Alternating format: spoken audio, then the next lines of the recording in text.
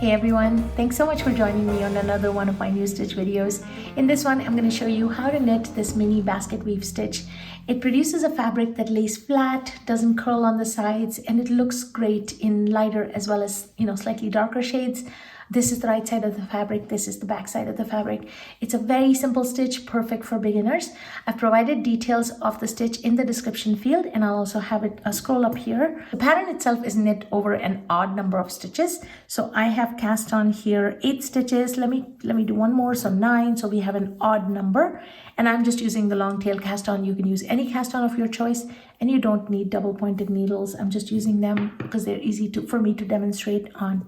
All right, so here we go. The pattern is a 4-row repeat. So the first row and the third row are actually identical.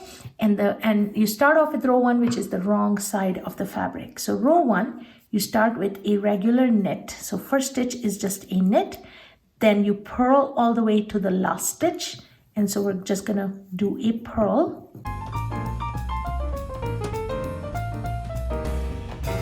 And then we knit the last stitch. So just a regular knit. And that is row 1. Turn your work, row 2. You start off by knitting the first stitch, so knit 1. Then starts the pattern repeat, which is slip 1 with yarn in front and knit 1. So you're going to bring the yarn to the front.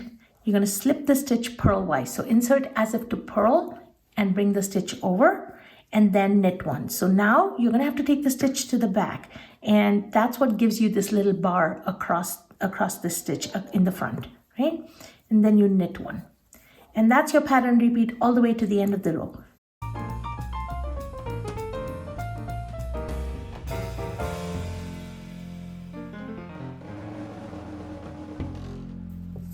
Okay? And that's the end of the row, row 2. You turn your work, row 3, identical to row 1.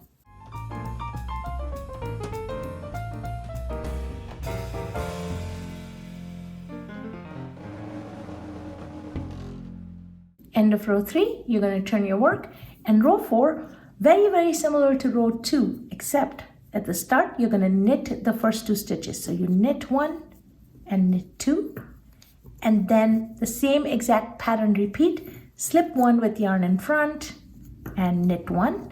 You keep doing that pattern repeat all the way to the last stitch. So here we go, slip 1 with yarn in front, knit 1, slip 1 with yarn in front, knit 1, and then when you get to the last stitch, just knit 1. See how easy that is? And that is the end of your 4 rows. And you keep doing that, and your pattern, keep repeating rows 1 through 4, and your pattern will look like this. Super simple. When you're done, end on a row 4, and you can just bind off in your regular bind off or any other bind off of your choice.